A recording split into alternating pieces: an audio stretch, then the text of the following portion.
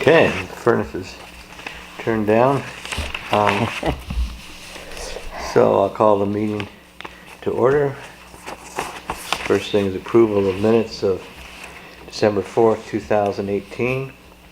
I move we approve the minutes from Tuesday, December 4th. Is there a second? Second. Any discussion? All those in favor? Aye. Aye.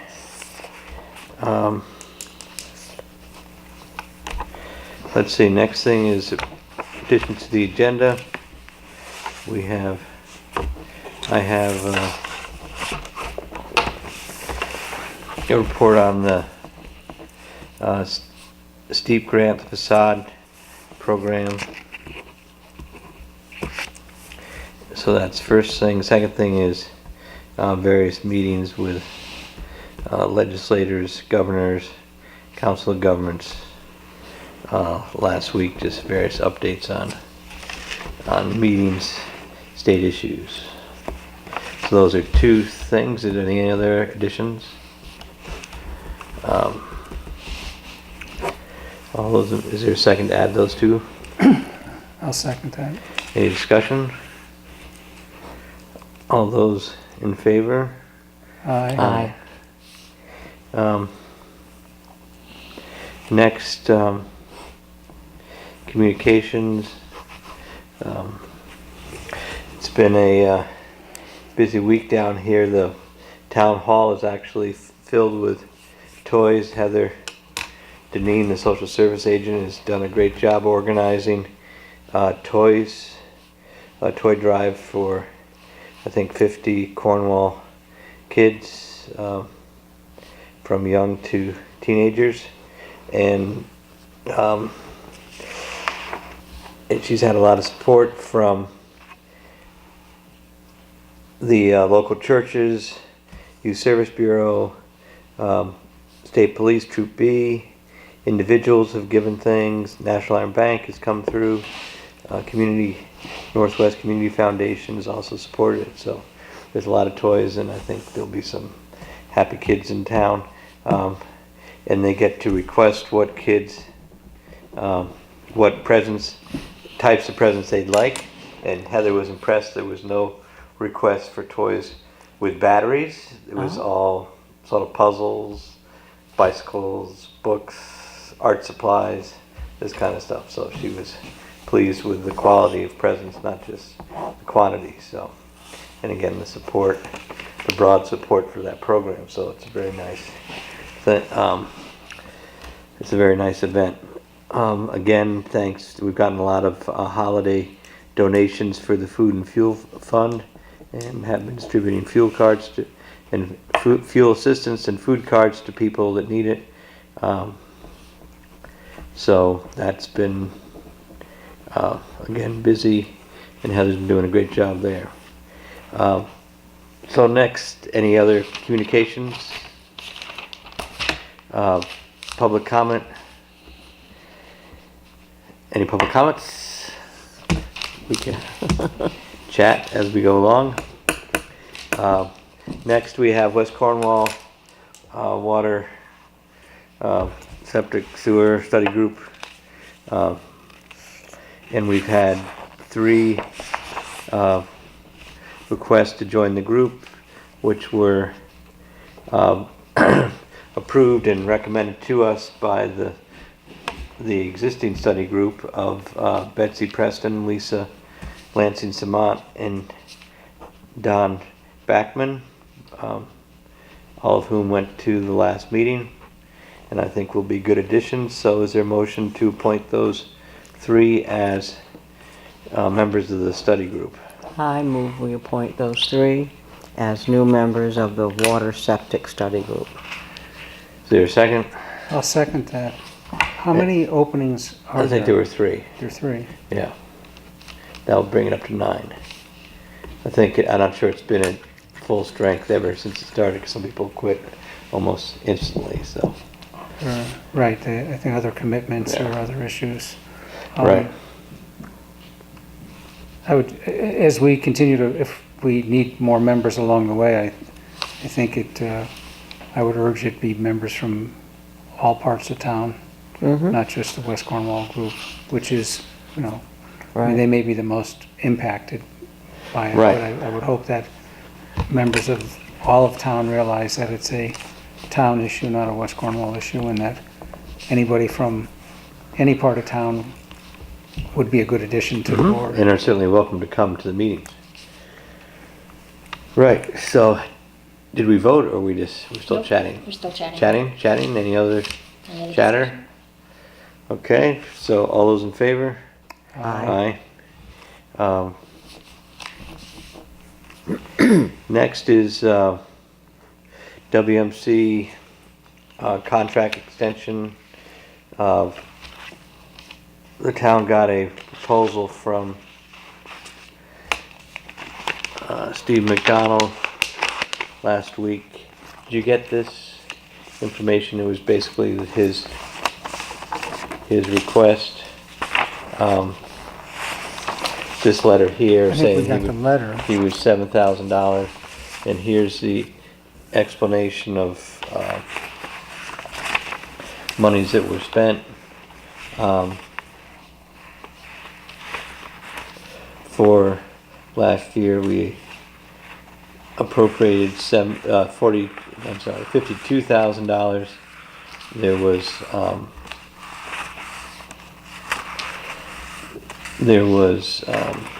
a lot of that was paid for by a grant. There's currently $5,100 left of that initial appropriation because the assumption was that $45,000 would go back to the town. So that's how you start out with 52. You get some private donations. Our cost to date, we had to cost share. So you start here at 52. You add 2,000. Our cost to date were you minus 4,000. That's what the net cost of the study is to date because the $45,000 grant went through the COG and did not appear on the town's books. That's the way the state wanted to do it.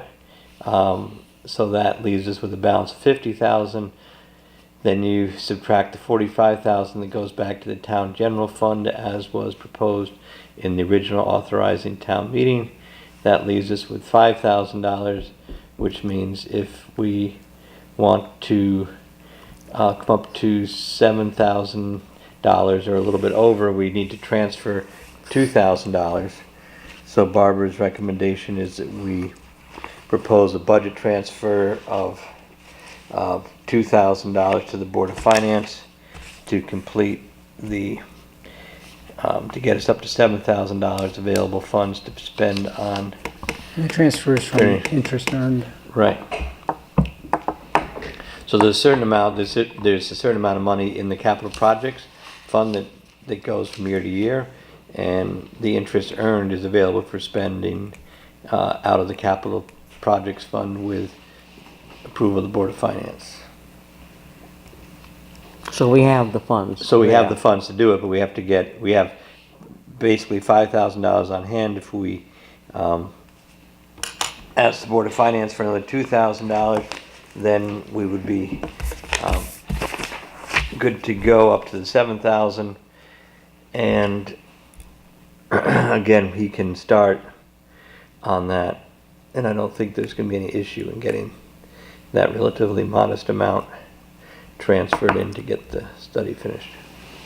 And Steve was confident that that was enough money to do what the commission, what the study group would like to see done. Take it to, it doesn't design you a system, but it No, gets you of to a town meeting. And we can authorize that expenditure conditional on the Board of Finance. Right. We can spend $5,000. $5,000 has already been approved, which we can spend right now and get going on. The work needs to be done, and then the final amount, the $2,000, will wait till the next Board of Finance meeting. So we need to request that to go to the next Board of Finance meeting. Right, so the only thing we really need to do in order to authorize him to proceed is to get a budget transfer and request from the Board of Finance. So, Well, I recommend we do that. okay, is there a second?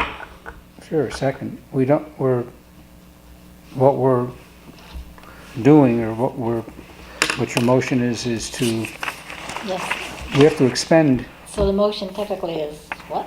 yeah, So the so motion has to be to expend the money though, too, not just to Right, transfer. so the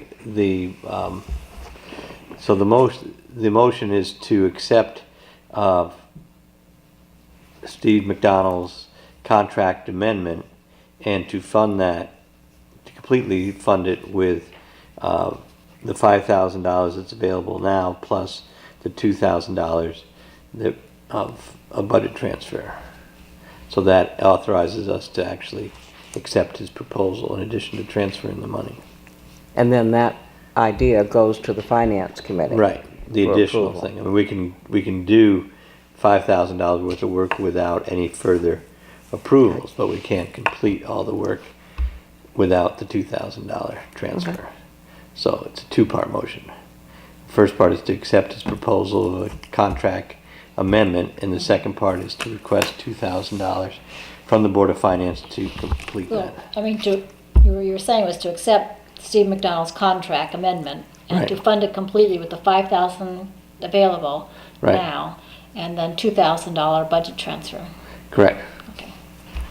Okay. Now, just as a point, we have 5,000 or 5,200 to spend already. It's right. already been approved through the whole process. and Right. That's what we've come out with. We still need to, no matter what, we still need to accept this, I guess. Is that Correct. That is correct, Yeah. which we're doing, which is part of what Right, your because motion is. it's not just to spend, to give him $7,000, it's $7,000 to be earned under these conditions. Yes, yeah. So even though we have the money to spend, we have to accept the contract to do Right. it. Yeah, okay. It's always interesting Yeah. how you go about dotting your i's and crossing your t's. Yeah. Yeah. So to accept his contract amendment dated December 10th. Yeah, the reference number of 16015, 16015, okay. and it's dated December 10th, 2018. And it's up to $7,000. It was not a, I think he says Right. here, a certain hourly rate up, not to exceed a certain amount. Right. So, Not to exceed. not to exceed $7,000 in Yeah. total. Do you need that part of the motion though? No, because it's in his, That's in the amendment, right? it's in his text. Okay, is there any more discussion on that? Okay, all those in favor? Aye. Aye. So one of the parts of this whole process is to get a, what we call a scope letter, for lack of a better terminology, and that would be sent out to everybody in West Cornwall and see if they're interested in doing joint, get an estimate from Steve, how much it would, what are the average hookup costs, what are the average maintenance costs, and the assumption would be that the town would absorb the over average cost of the project, which is a little vague at this point, but we know that the cost of the project is going to be more than the users will be able to afford at this point, because it's such a small group of people at this point, and plus a lot of the buildings are empty. So, but the thought is that we want to make sure there is going to be some use, and there may be some roads where people are interested, people are not interested of it. We also will have to make some decisions at some point, whereas if the sewer line's going past people's houses, are we going to make people hook up to that or not? But that's another discussion for another day. But I think it is important to find out, because we haven't heard from everybody in West Cornwall. We've heard from some people, but there's people we haven't heard from, so it'd be good to know. And granted, by the time this gets done, there may be no different occupancies or different uses of the buildings. But right now we want to make sure there are going to be people that are willing to absorb average cost for being in a sewer district if the town and the residents vote to go ahead with it. So what I'm proposing, just because it's less work for the committee, was that we would draft a letter with Steve's help saying, this is this proposal, the cost could be something like this. If that did happen, if it was billed it, would you be interested in using this system? And then people can, they'd have to send it back to us if they wanted to do it. If we don't hear from them, then we assume they aren't interested or whatever. We can follow up, but we can't make people,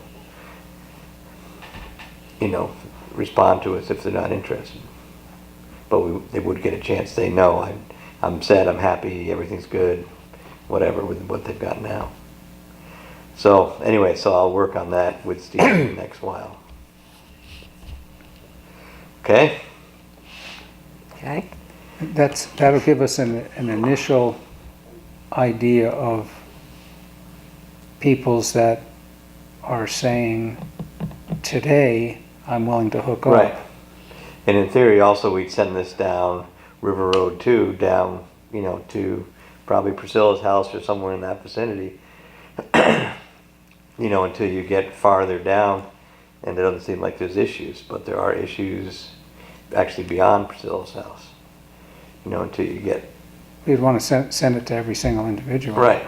Just whether... And we can send one to we can go all the way down to Trinity, we can go down whatever, Railroad Plaza, and probably stop somewhere near Utzler's up at on the far end, but at least that way we know where there's interest.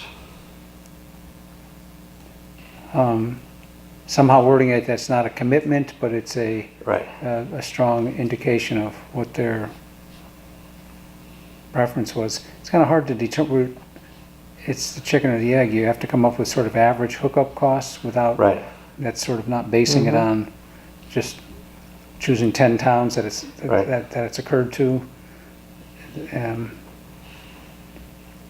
Is how many people hook up may affect how much the cost would Right. be. We've sort of talked about this. And also people hook up initially, they should be able to do it less expensive than if they just change their mind in 6 months. After the pipe's gone by. After the pipe's gone by and the contractor's gone home, it probably will cost you more to do it later than it cost you if you're in on the initial group, I think. And there is some individual cost that would be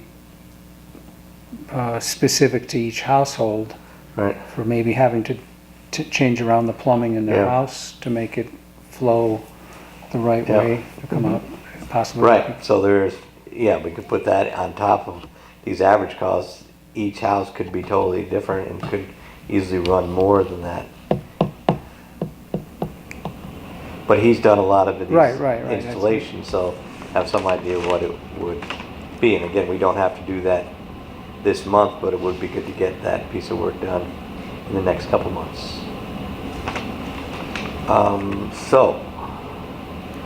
So then I was walking around West Cornwall yesterday looking at the new railing at the bridge. I did see Richard and Bianca out in the yard and popped over to say hi and thank them for volunteering their property in West Cornwall at the Wish House at the last meeting as a potential site for part of the project. And they said yes, at least for consideration. And I also did see Susan Hellman there at the bookstore, Barbara's bookstore. We went over limitations of that building, and she said, well, I might consider use of my property where my house is. There's some extra acreage there. So I talked to Steve today, and he said he would be glad to come out and take a look at these new sites and try to, while there's no snow on the ground, it's the time to do it. So he said he could come out on the 28th of December, which is a week from Friday, at 9 o'clock in the morning. That's a Friday, and just walk around at those sites. And he may want to go down River Road to look at the farther site too. So would that work for you guys? I mean, you don't have to be there, but I think we'll advertise it as a committee meeting. Anybody wants to walk around West Cornwall and look at things, we can look around. And that will give the engineer a chance to look at the sites again. And he did stress the fact that there's three-phase power in West Cornwall on the main road could be important. What power? A three-phase power. It's basically a higher capacity power line, because Ian Ingersoll had to install that, and basically if you run big equipment, it's more efficient to run three-phase power than single-phase power, which is most power lines. It's fairly expensive to install. They had to run it from, I think, the Four Corners up to C&D Farms to run some of their things when they put in their elevator and such up there. So he said it's likely that having three-phase power in the middle part of the town would again make a location in the middle of the town less expensive than one on the outlying areas. We had to run the power down there, plus if we go down River Road, you'd have to do 2 railroad crossings, a bridge crossing, and run it better part of a mile farther down, which is, it's going to be more expensive. It may be But more other than paddle. that, it would be easy. Oh, that'd be easy. So it's, again, if we can look at thoroughly some sites in the village, I think there'd be certainly economic advantages to that, and would enable us to compensate the owners of the properties there and still be less expensive than running it farther. So again, a work in progress. But I did talk to Todd to make sure he was okay with that, and he will not be in town, but he can, anybody can walk these at any time, and he advises us to keep trying to keep moving ahead. So again, that would be Friday the 28th of December, closing out the year with a tour of What sites in West time are Cornwall. you It'd be suggesting? 9 o'clock, and I think we'll just post it. We'll meet on the porch of the Wish Houses. That's Okay. fairly central to what the places Yeah. we're looking at. So, I'll be there. great. And it'd be, again, a public meeting. Anybody's welcome to come, but they should be prepared to walk a ways around this. And I don't know if Steve wants to go back down to the Bend and look at some sites there. But again, we'll work on that. Now, have you tried to contact Susan Costello? I have not tried to contact Susan Costello, but I could do that. I've just been I would think busy. So again, she's that right would there. be a good step to do Right. prior to the 28th. Yeah, okay, I'll try to call Susan tomorrow. And I did tell somebody, whether it's Todd or Steve or Richard or somebody, I thought it would be a good idea if we did plan a road trip to Saybrook or someplace. Bart had a program up in Massachusetts where they've done some stuff. I mean, just when you see these systems, the newer systems that are put in, they don't have the smell and the nuisance of the older Right. system. So I think it's important, especially for people that may be living nearby, or property owners, to see where these places are and how it's pretty innocuous compared to what people think of as a plant. So they're smaller, they're quiet, and there's not the constant smell of the old places. So anyway, so I think that might be a good spring activity in the Cornwall bus. We might take it on a little trip some point, because you can learn a lot from the people that maintain them, develop them, have to deal with this on a daily basis. How do they work? The size, that kind of stuff. So anyway, anything else on West Cornwall stuff? Okay. All right, next, welcome Bart Jones of the Conservation Trust. They have another request of the town that we received, as well as other groups have received.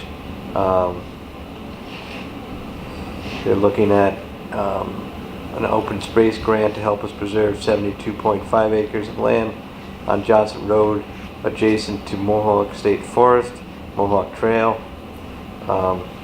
They'll purchase the property and preserve this large tract of scenic Black Forest that links Mohawk State Forest with the CCT Dobbs Preserve. And they've attached an ecological report.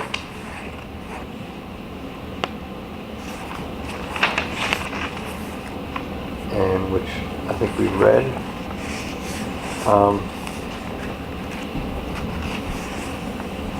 So any thoughts, comments? Yeah, I have a question. I brought it. Oh, and Bart, if you want to say more. Yeah. First of all, I want to thank you for your support of the 104-acre purchase on First Brook. We heard a day or two ago that we would get $404,000 of a grant towards the $622,000 purchase price of that property.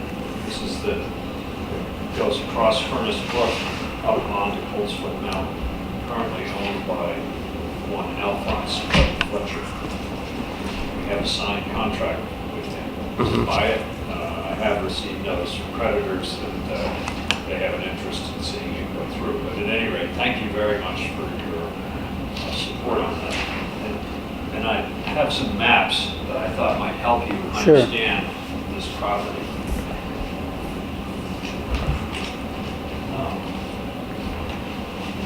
Just wanted to start out with sort of the big picture.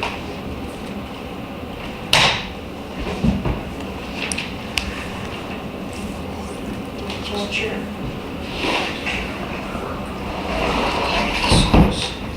Well, that's good.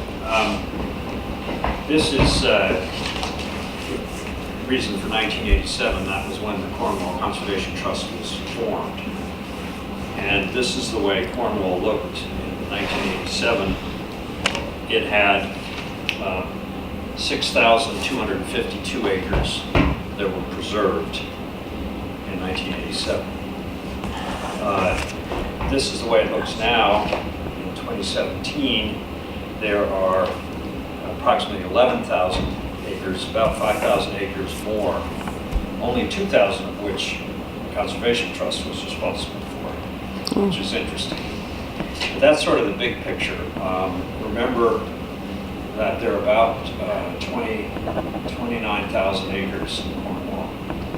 So 11,000 is about a third of Cornwall. Interestingly enough, the forested land in 490 is 14,000 acres.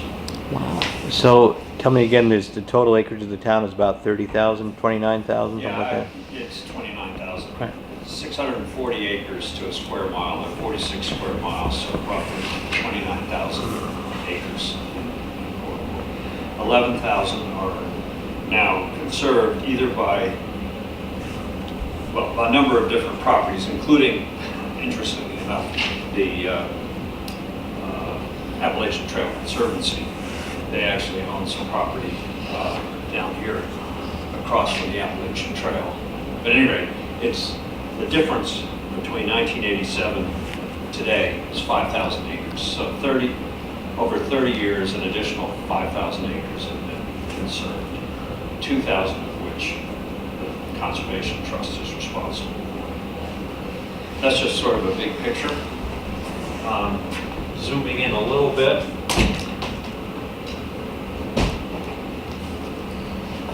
Give you an idea.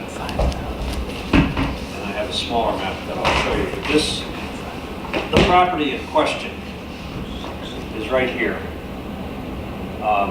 This piece here, this green piece, was given to the Conservation Trust by the Dobbs family last year. This is 100 acres. This piece is the Nueces easement. It's 200 acres. The Green family is going to donate that to us this week. It's already got a conservation easement on it. The difference will be, at least after 5 years, they will allow the Mohawk Trail to be rerouted through here instead of down on Johnson Road. But the reason we were approached by 3 hunters that own this property. It's 72 and a half acres. They've aged out of hunting, and they would like to see the property conserved. On the other hand, they're not donating it to us.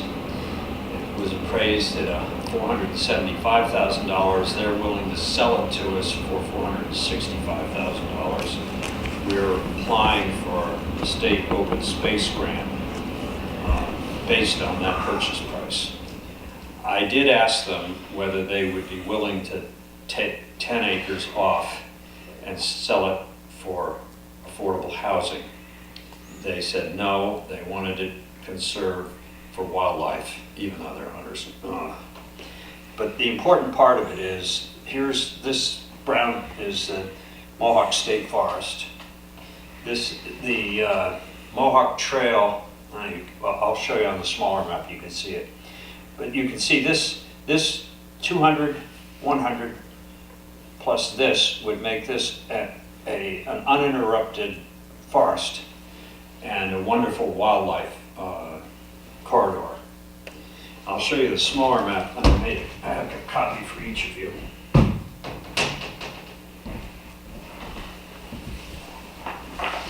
The taxes, by the way, on this property are $196 a year.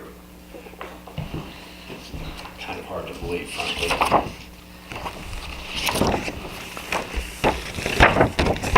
So,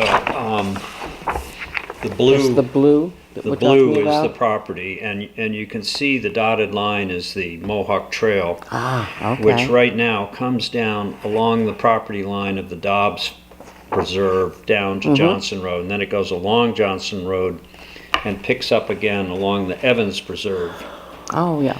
goes up through the Robinson Preserve. Eventually, right now, the Nueces easement has an access only for inspection rights right next to where the Kerns live, that little house. It goes right by the house, and the Greens would like that relocated, and they agreed after 5 years to allow that trail to be used by the public down here. So we would be able to take the Mohawk Trail and move it through the forest down very close to where it meets Route 43. At any rate, this little piece is right between the Mohawk State Forest and the Dobbs Preserve, and we think it has a really high conservation value. So that's why we're proposing to preserve it. And I'll be open to questions, but that's why we think it's important. Is that appraised value that you quoted by the town? The town's appraised value on? No, interestingly enough, the town's appraised value is $12,100. Yeah, I was gonna say, I'm in real estate. 2.5%. I could not sell that piece of property for the price that you're saying it's appraised at. Well, 2 appraisers now have, one actually came in at $450, but they were looking for comparables. They're third-party independent appraisers. At any rate, Okay. that's what we're. So they're talking the asking price or The appraised value was $475,000, the higher of the 2. They agreed to, before we got the second appraisal, reduce the price to $465,000. We should be able to get a state grant and a Highlands grant equal to about 90% of the purchase price. So at the end of the day, we'll have to raise privately about $50,000 or $60,000. When you're on Johnson Road, where the Mohawk Trail comes out now on the Dobbs property, there's a placard there, a sign, a set of stuff, and 50, 100 feet downhill, back toward this property, there's a red band around one of the trees, which I believe to be, I'm asking, but I believe it to be the corner marker between the Dobbs and Galucci? Is it Yeah, Galucci. Well, that's one of the hunters. It's actually three names. The first one is like Benedetto or something. Well, so is that, there's a red, that is the corner at that end. Yes. So my question is, going down the hill and around that sharp corner, as you head down a little farther, there's a gate. Yes, that's on the property. That is part of this property. The gate Yeah, you'll is, see and that's probably the, not the southern, that would be that's the the western yeah, edge. Yeah. It's a wine. It's an hourglass shaped property. Right, yeah. And about 10 acres along Johnson Road, and then it goes to a very narrow neck, and then goes up into the state forest there. Well, the property down by Johnson Road is distinctly different than the property on the other side, on the upper part of the hourglass. Yes, it's more ledge. It goes, at the top of that is called Red Mountain, I think. And it's quite ledge up there. There's a stream. I mean, it's kind of straight up. Yeah, and it's quite wet. There's, along the south edge of the property is quite a deep ravine and a stream. On the that goes south down. edge. If you were to, That thing. yeah. If you write down this side of the property, I went over there. There's quite a stream that goes right down through here. Sorry, down through here. Where are we going here? Wait a minute. Johnson Road's there. Sorry, it comes down this way. You can see part of it's there. But this area right here, where that gate is, and this area right here is not so. That's buildable probably. Yeah. But Yeah. but this is not. This No, is no, a this is stream all, there. and this is you straight can up. see it's I mean, still this- fairly steep. It's not. It's not totally level, but that's why we asked if we could hive this off for affordable housing, and they said that they really wanted it preserved for wildlife and would not agree to have us do that. And I'm not sure, and talking to Maggie, that necessarily, we want to work with the Cornwall Housing Corporation to find land that we could use. We actually have a piece which is a set aside, and it needs to be worked on, but it's called the Walker. It is, Right in here somewhere? no, it's the blinking light right here. There's 9 acres that we own in here. 1 acre came from the Klings. You remember that, I think. Yeah. Right. We bought that from 1 acre, but attached to it is 8 acres that was set aside for the houses that were built over here. Best I can tell. Oh. Huh. And the deed says thou shalt not, as you can imagine, since it's a set aside, thou shalt not subdivide or build on it. However, I talked to our attorney, land use attorney, Linda Francois, and I said, because this really has very low conservation value. It's right near the blinking red light. It's right on Route 128. This might be what we've been looking for, and we could swap it for some of the acreage over here in the middle of Trinity Forest with the town, and then the town would own this, And then the question would be, would the town insist on the enforcement of the set-aside thing? It's a little complicated. We'd have to talk to the town lawyer and see if he would agree, once the town owned this and used it for housing, would the town have to abide by what's in the deed to us on the set-aside? Our lawyer seems to think no. But anyway, we have been looking for some way to cooperate to find affordable housing. I will say, however, since 14,000 acres are in 490, and we charge $2.70 an acre a year for that 14,000 acres, no wonder people aren't putting their property on the market. 70 acres, $200 a year. Why would you do it? We have authority as a town to take that $165 valuation and move it up if we want under 490. That might have the effect of causing people to put more land on the market, which would then be more land available for development in Cornwall. But right now, the carrying cost of that 14,000 acres, the total amount that we get from taxes in that is $38,000 for 14,000 acres. My taxes are $16,000. But also the state gives us nothing for owning almost a quarter of the town. So, I mean, we could, No payments. I mean, in lieu there's of no, taxes. so the whole thing's, Right. But, speculative. At any rate, That was the purpose of 490 when it was created yes, but 50, 60 years ago. Right, but I think we should seriously, the thing that's good about 490 is you get forest. The thing that's bad about 490 is there's no public access, and since the carrying cost with our valuation, some towns value 490 property at more than $1,000. Well, 490 is not only, 490 is also farmland. There's 2,000 addition, there's 14,000 of forest, 2,000 of farmland, and then there's that 1110. I have the report here. 10 mil.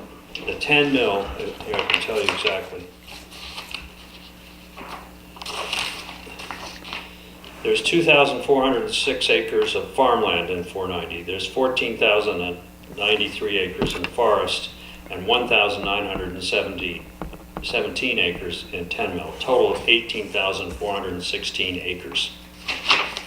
Which, and I've run into this in another instance where I tried to get a family to sell 72 acres up on Tardiddle, right near the top. And the carrying cost for them is like $200 a year. So there's no pressure for them. I mean, what the heck? If it becomes Manhattan someday. Anyway, that's I don't think that's happening. That's a side point. But this is an important piece to connect these properties for lots of conservation reasons. I mean, ultimately, Bart, the important part of this piece on the blow up right here is the piece above the hourglass. This section Yes. in here is the key. Well, this Yes. is the key that ties this to this. Yes, although I hiked in here, this is a beautiful ravine right here. But at any rate, yes, if you were to say, okay, maybe if we could buy, instead of 70 acres, we could buy 60 acres, and this happens to be the 60 acres, but they don't want to split it up. Well, even, I mean, what is on, even if you kept the ravine into the preserve? Yeah, no, I understand. This is about 5 maybe? 5 acres, maybe, I something mean, like instead of that. maybe 10, you only keep 5. I'm just trying to think of some way that, I mean, to some degree, you're a willing buyer at a attractive price to the seller. Yeah, but they want to sell it on condition that it's conserved. But it's also interesting that's happened recently is the ability to get premium funds for conservation.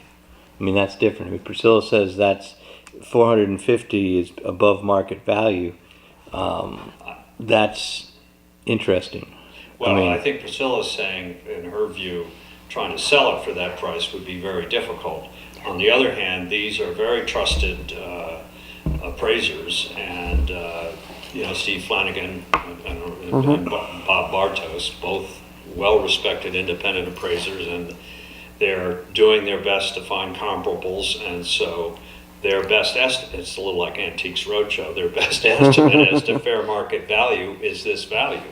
But it's also an interesting thing too, because if this is public money, I mean, I've walked in there, I've walked in just a little bit and found it to be very flat and essentially buildable, looking just on the stuff on the roadside. I haven't walked up into the ravine and stuff, but if there is a ravine that goes right down that neck, how would you, and you're surrounded by conservation land, how would anybody ever, and this is incredibly steep and ledgy, how would any of this stuff on this side of the neck ever be buildable? I don't see it is, so I don't see Yeah, I how, agree. I mean, again, they can say we want it conserved.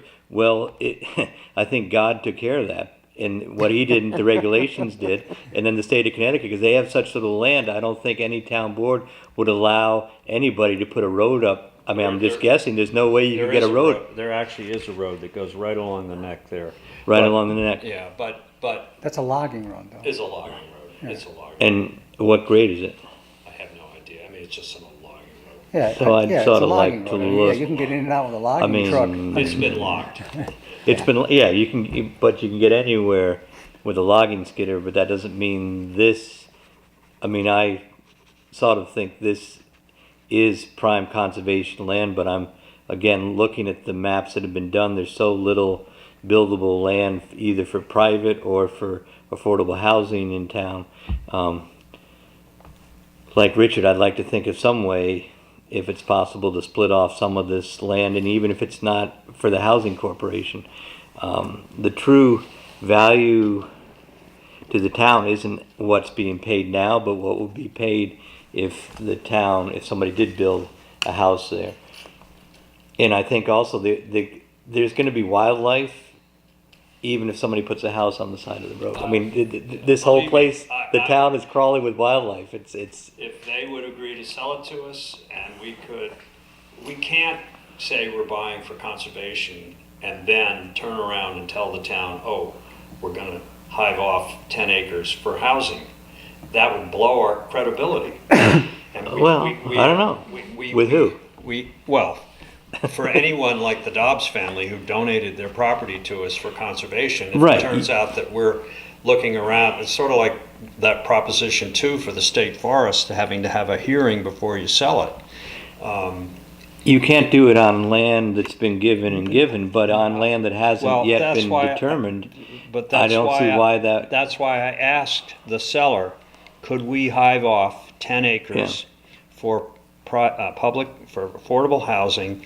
We would do the transaction that we would buy 70 acres and the housing corporation, somebody, would buy 10 acres. They said they would not do that deal. Mm-hmm. And you can lead a horse to water, but you can't make him drink. Instead of, I mean, maybe instead of, which part of that is the unpalatable or the disagreeable part for the current owners?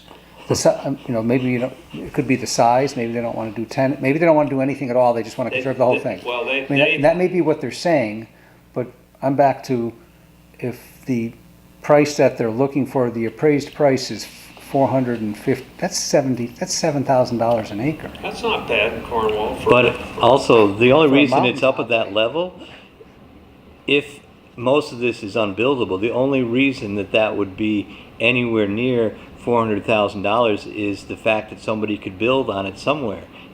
I think. no, I mean, no. and then there's so you saw they want the high price, but then they don't want it. Right, it's appraised. It's sort of like I mean, part of that is so that they can obtain, that they gain. No, if they're getting full market value for it, there's no gain. They're not There's donating no- it. they're not They're don- gonna- there's no donation they're going to value. do well. They're going to do well. Do you know how much they initially paid for it? No, I'd have to look and see when it was purchased. I don't think these records to say when they actually purchased Do you it. have a field card on it?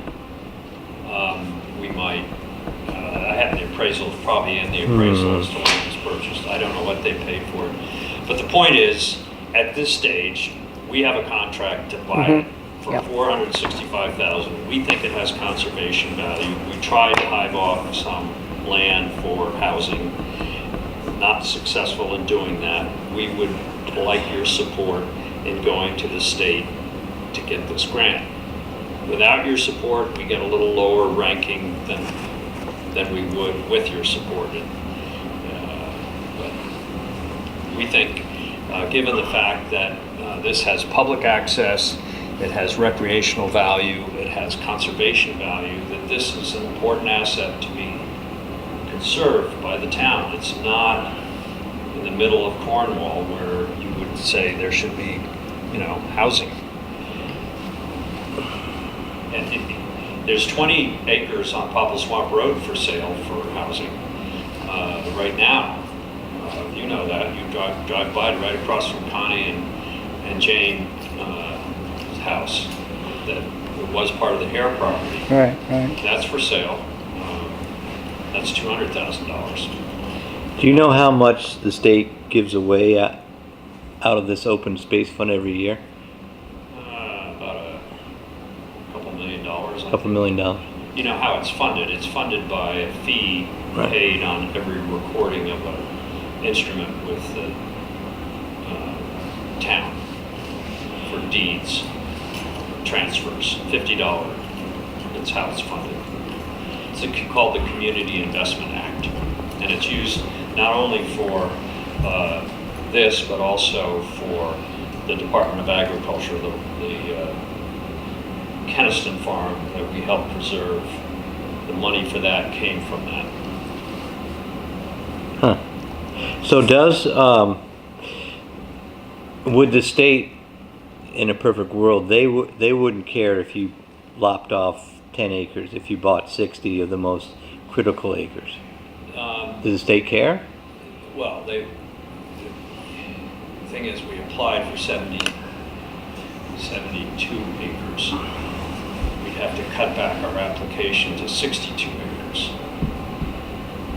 We can't go to them and say, give us a percentage of the price of 72 acres, and then, no, it just isn't practical. That's why I said at the very beginning, if these guys were willing to hive off a piece of it, we would do it right at the get-go and say, okay, 62 acres is going to conservation, we're making this up, 10 acres is going to housing.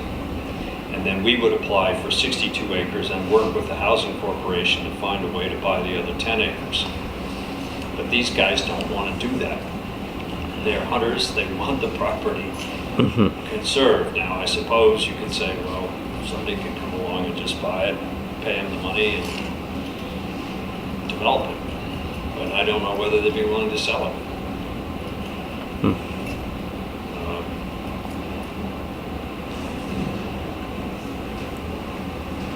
But it's And not- so like the Keniston farm and stuff, do you know if that, just for example, that is state, who bought the development rights for that? Department of Agriculture. So then that would be a state easement, and that's fairly recent, so that isn't on the map? That's not on the map, right? Right. That map changes. Yes, that's not on the map, but Ed Keniston, think of the 138 acres, he preserved something like 115 acres on both sides of Bunker Hill Road. And I think he got paid for the development rights, something like $320,000. Something like that. But that, of course, is farmland and has to be farmed. Yeah.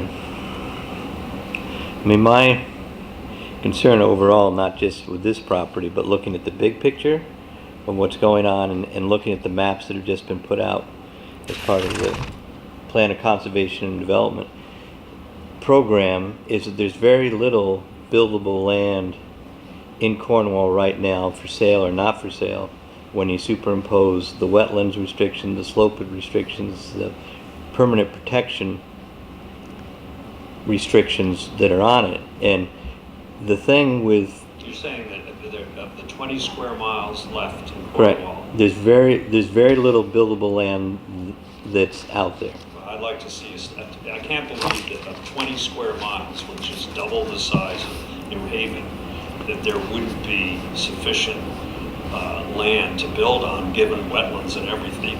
You know, most of the mountaintops are in those state forests. Well, I think maybe we should get that. I think maps are useful in some ways. So that's one concern. And I think also in the last, just by your numbers there, in the last 20, 30 years. 30 years, so 5,000 acres. yeah, so roughly a sixth of the town has been permanently protected, which means it can't be used for housing. So that's a sixth of the land. That's right. A sixth of the town has gone in that direction in the next 30 years. So if we continue at that rate, we'll be up over 50% in the next 30 years. Gordon, we are the second least populated town in Connecticut. There are 30 people per square mile in Cornwall. There's one other town that has 29 people per square mile. Even if we take a third or half, we still have 23 square miles left. You can't be telling me that in 23 square miles of land that there's not sufficient land for some kind of expansion. This complies with our last plan of conservation and development. It's consistent with it. All I'm saying is that we've been looking for a year with the housing trust, and there's very little land for sale that's available. And separate from the housing trust, there's one house that's being, on an average for the last 5 years, one house is being built per year in Cornwall. So that's not a healthy economy, and we know we're losing population. Right. So these are real things. So and there's not enough land, there's not enough resources for the housing corporation by itself to build enough housing to stabilize the population. So there has to be other housing available beyond what happens with the housing corporation. So it's a huge problem, which I don't have the answer for, and I'm not blaming the trust for the problem, but I'm saying there is a problem, and once land is permanently put towards one use, that's what happens forever. Right.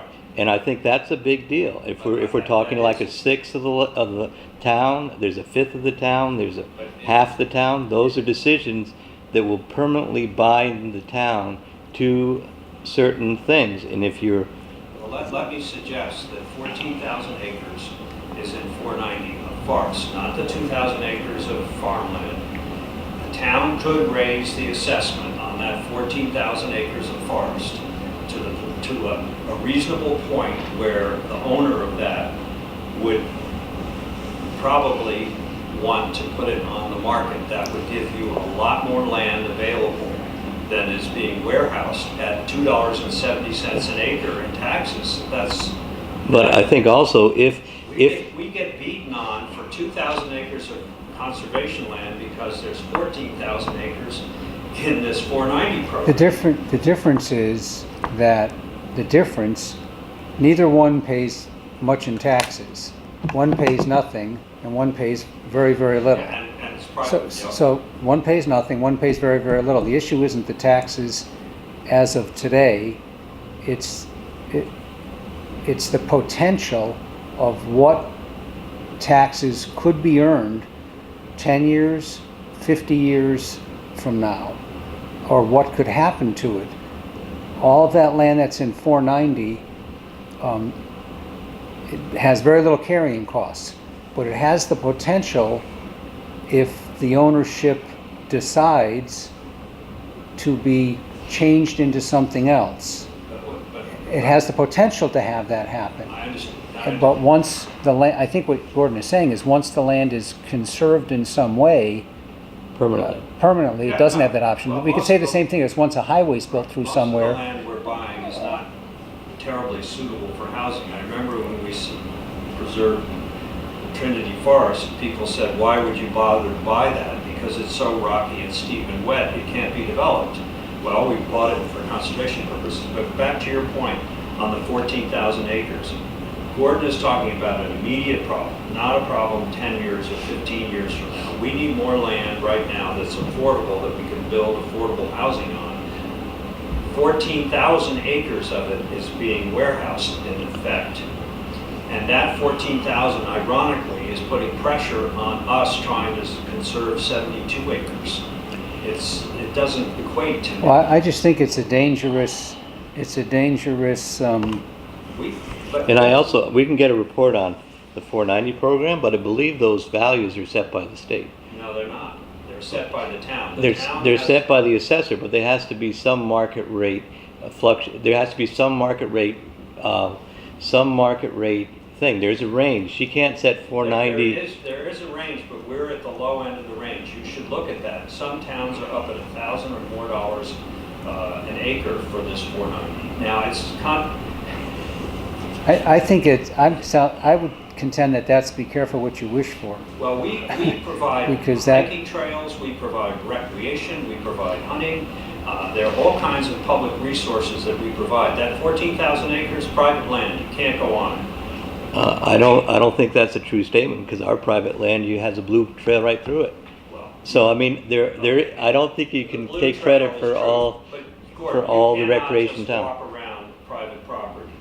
True, I grant you that, and I think your trails are wonderful. But also there is benefit. There is benefit for private ownership of land too, because that gives people now and in the future options for business, for young people, for I future agree, generations. And Gordon. if this town is all preserved, if we go to 70, It's not all 80%, preserved. but if we keep on increasing this trend and we don't think in the future what we're doing, what's the future for the year-round population of the town?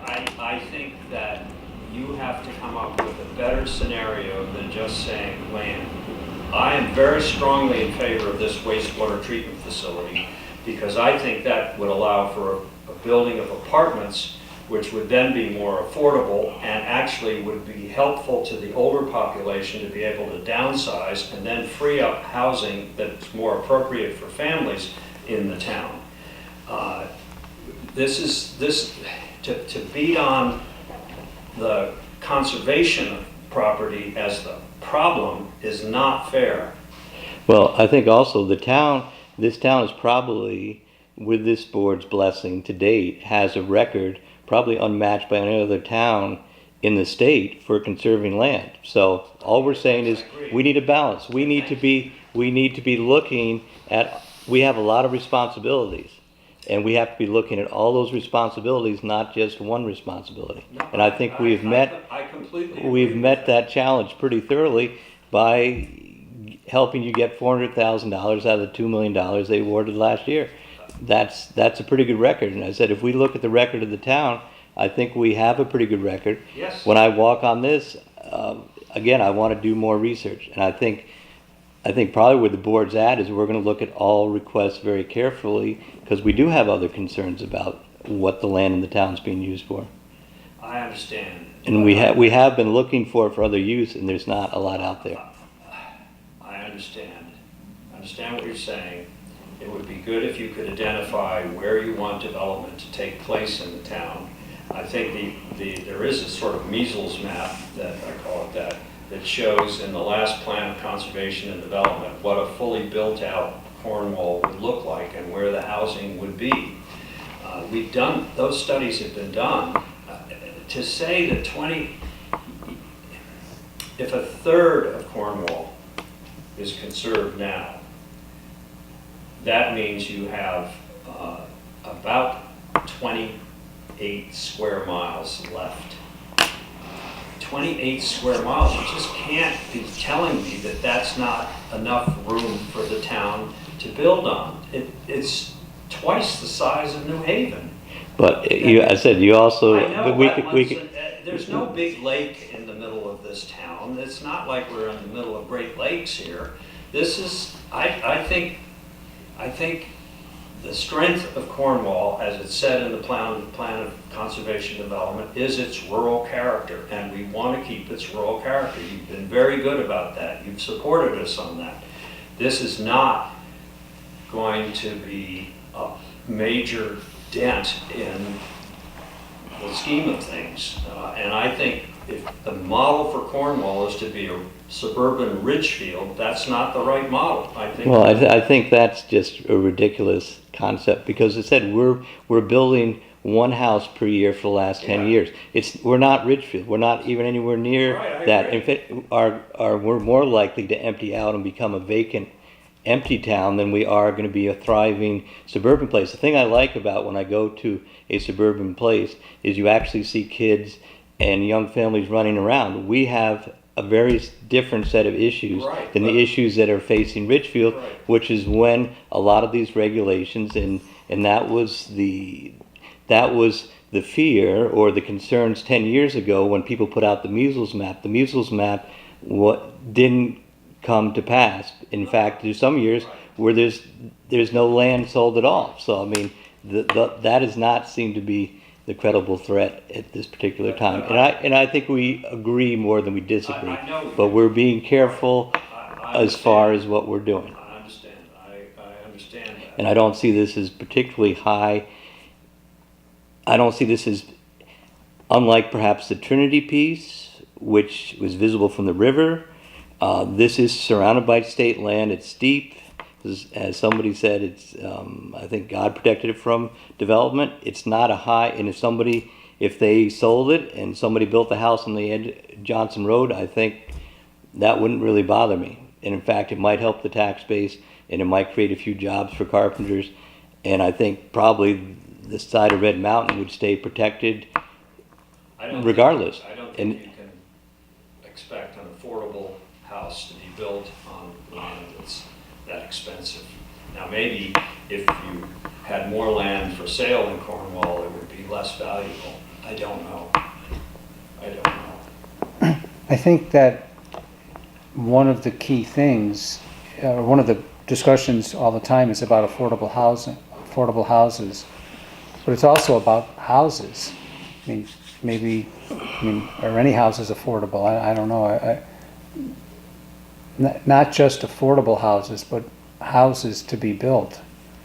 I think there was, in the last couple of years, there were no houses built. I think Yeah. last year there was one house built. Right.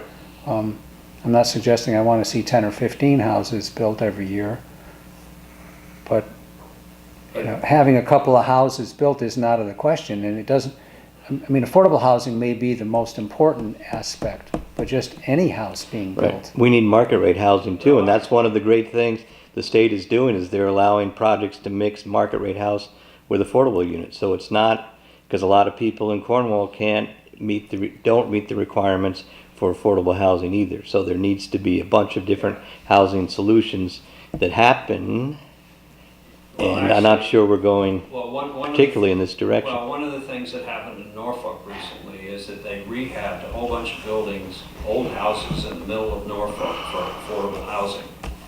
Now, where Rumsey Hall was, you could imagine building an apartment building there that was about the size of Rumsey Hall and turn that into affordable, partly affordable, and maybe some that are market rate. And same with West Cornwall, if we ever got that wastewater treatment facility, you could have much denser build out there with affordable places. That's the way to go, not, to my way of thinking, trying to preserve for development another square mile of Cornwall. I just don't, there's plenty, you can buy land behind the school right now. There's plenty of land for sale in Cornwall. It's not a shortage of land for sale. Right, Priscilla? I had 2 land sales this year, and But I mean, there it's is for sale. more available for sale, absolutely. It's not like, there's not buildable land for sale. But it's, But what? there's not, well, but what, there's not, I would contest there's not a lot of great buildable land for sale in Cornwall right now.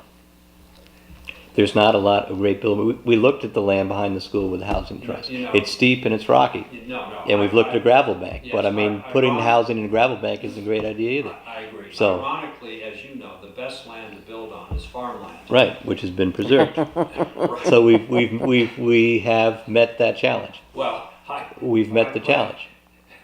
I think pretty much, right? So all the open, I agree, and we had that Right. panel on trying to get young farmers here, and we've done a good job on that. But I don't think we should be, it's too bad. In Vermont, they have a commission that is called the Affordable Housing and Conservation Commission.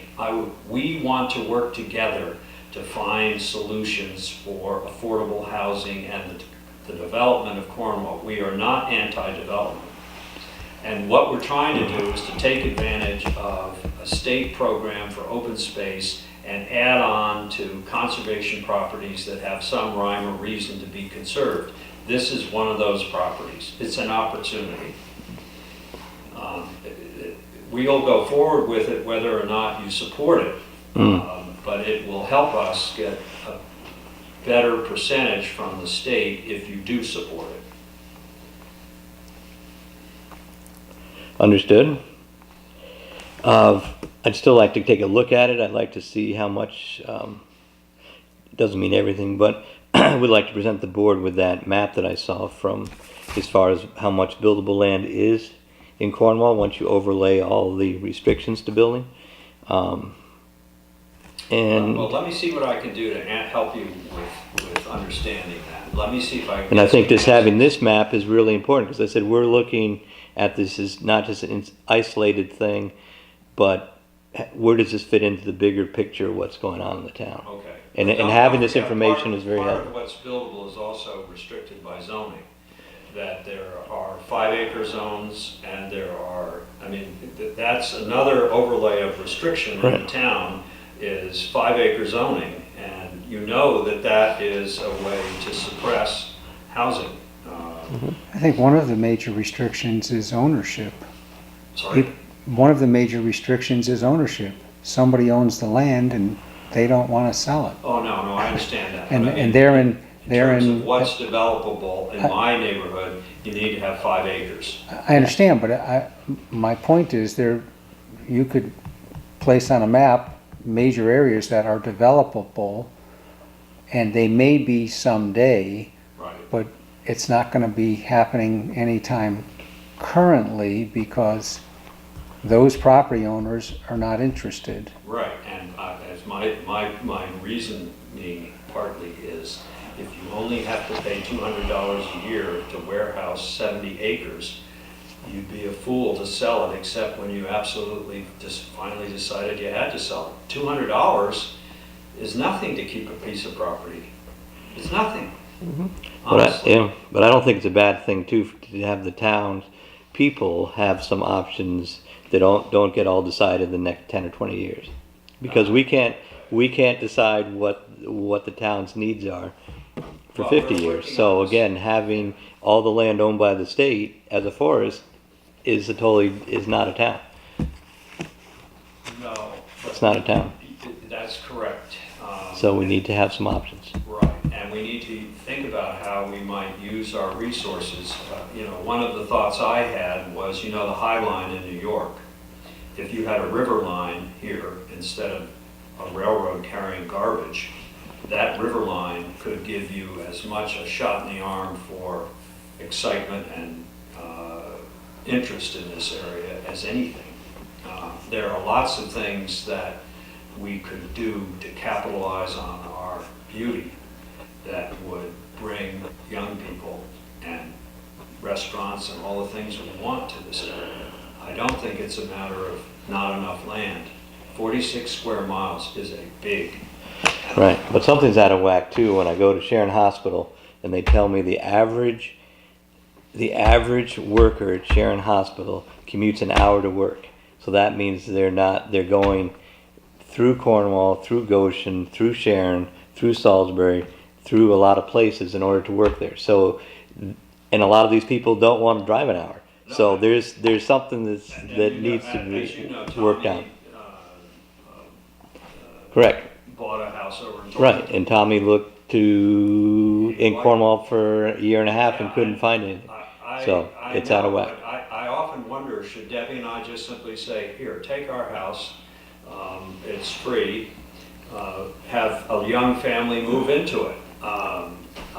Or have, Oh. well, I think a lot of people have accessory apartments, or people are looking at being able to build a bungalow or accessory apartment on the back of the house. Well, let me answer whatever additional questions I can help you with. Right. Because I would really like to work together and have both an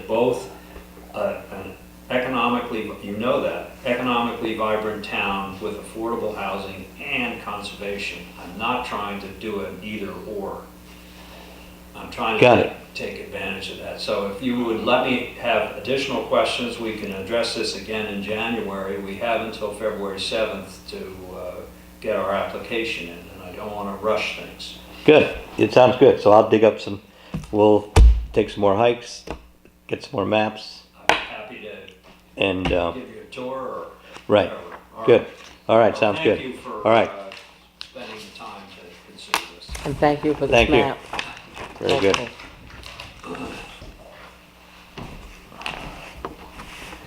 Okay. All right.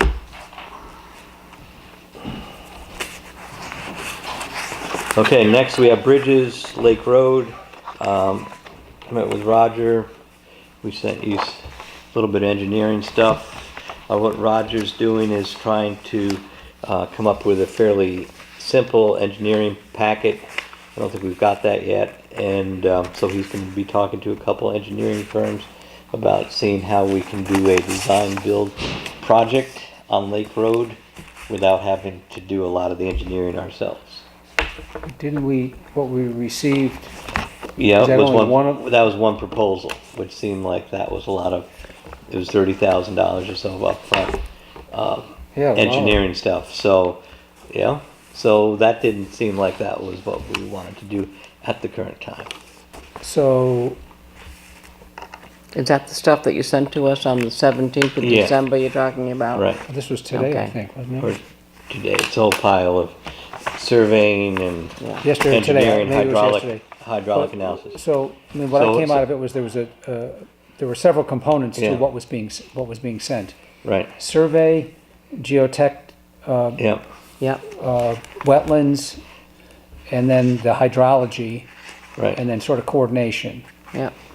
Those were the components I came away Right. with it.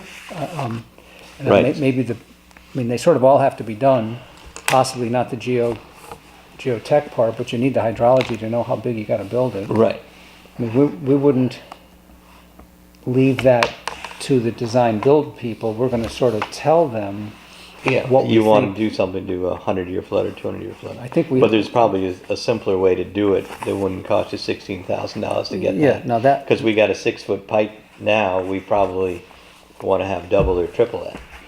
So, I mean, and that's just without even having all the software that tells you, you've got this drainage system, you want to cross the road here, you need this thing here. So anyway, so he's, did we do any of this? We did all this for both, yeah, maybe we didn't have to do it for Smith Place, because it was already, it was already known, yeah. didn't we have to do it for the gravel bank? Yeah. But we already done some because we did that water course when we did Lower River Road Bridge, so we had a lot of that information already.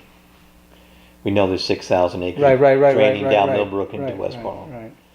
So anyway, so he came up with some stuff. He's going to keep on working on a simpler, less expensive preliminary engineering package. So we basically are to spec something out to that. So anyway, he hasn't finished and doesn't have anything for us to approve. At the This is current one possibility. one possibility, which we looked at it, we added it up and said, whoa, that's a lot of money before we even put a shovel in the ground. Oh, I mean, you're long before a shovel, before Right. you even design the Right, structure. and this also didn't include all the engineering to complete reviewing of the plan, so, anyway, it's one idea, but he's working on some others. I think it's Okay. this'll be, will be more in this Okay. neighborhood than, but I'm all for pursuing other alternatives, Good, because we're looking at sometime going out to bid for the spring. yeah. Yep. Okay, so that's Bridges, so Roger's on to Lake Road. He's also working on Ford Hill Road. There's a bridge there, which he recommends for federal stuff. We have 2 refunds to taxpayers, or 2 requests for different vehicles. One is for $14, one is for $69. 2 vehicles. Refund to taxpayers, somebody leaves town, we refund the rest of the year's taxes. So I make a motion that we grant these refunds on recommendation of the tax collector for $79.69. I second that. Any discussion? All those in favor? Aye. Aye. Next is addition to the agenda. We did have a meeting of the facade program. We did get that program re-energized and reauthorized through the state. We have to the end of 2019 to spend the money. We have approximately $82,000 in that program. We've spent 38, something But we like have that. 82 left? 82 left. So the deal of this facade program is if people have a facade improvement that affects their building, they can get 50% of the first $10,000. Now, there is also concern that we didn't have as many applications the first go around as we've had before, that we want to use this up, and that there are empty buildings in town that people are looking at. That would be great if we could get those filled up with businesses. So the facade committee has decided to offer a double award if the building is not in current use when people apply for this, and it's a new business. So again, we're trying to attract new business, fill up some of these empty spots, such as the Four Corners, places in West Cornwall, places in Cornwall Bridge, wherever. So that was one thing, as well as when we made the initial application, we did put barns as a priority, and the thought was if we can assist commercial farms in their barns, that would be good. I did meet with the young couple down at Lord's Farm, and they had some like energy efficient things or signage, and again, that's sort of what they're looking at. So that hopefully will get the program underway, and a lot of work done this current year to get the program finished. So that's exciting. Also exciting, the last month I did participate in a COG meeting with Governor-elect Lamont, and that was very interesting. There was a lot of municipal leaders there. There were people from the local community college and business leaders. And I said, I think it's the first time in my recollection that a governor-elect or governor has come out to meet with these groups of people. And so that was encouraging. He had a bunch of ideas of how he might make things run better from the state's perspective as far as getting departments to work together better. He said one of his things he's doing is trying to pool state insurance with Massachusetts and Rhode Island to get a better value for the taxpayers. He was interested in increasing broadband and internet coverage throughout the state, including the rural areas.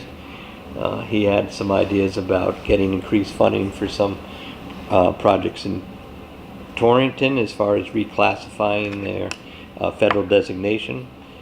So it was a good exchange of ideas, and again, he said he's going to come back every year or come back again or whatever. So he I think made an effort to come out and see what was going on, trying to again attract young families to these areas. People talked about the volunteer emergency services and state requirements and things. So I think it was a very good nonpartisan discussion. Good. So that was good. Then I met with Senator Craig Minor. We did get a letter from people in Cornwall Bridge about extra rail cars that are being parked down along the tracks in Cornwall Bridge, and we did get a response from the railroad that they should be moved in 3 months, but they actively use that rail siding So Senator Minor's following up on that, and then I did take him up to West Cornwall and have a tour of the dead trees along the tracks, and the condition of the tracks is not great. So anyway, so we had a good talk about rail issues, which he said there is interest in perhaps bringing passenger service back to New Milford. So that may be a big issue. So who knows? From Danbury to New From Milford? Danbury to New Milford. So anyway, so things are, again, another whole area of interesting discussions. And then we had a legislative breakfast on Monday with the area legislators, well attended. A bunch of different issues came up there, and again, having a new governor and some new representatives will make for an interesting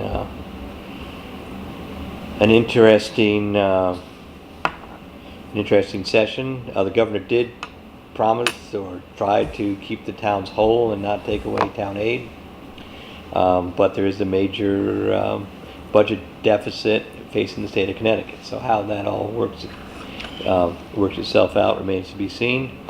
I won't be at the next COG meeting, so Priscilla, if you I will would be. represent the town, you can sit up at the table and I'll I'll sit at tell the table? you're in Okay. charge. You can vote any way you feel you should on that, and that would be great if you could cover that meeting for us. So that'd be great.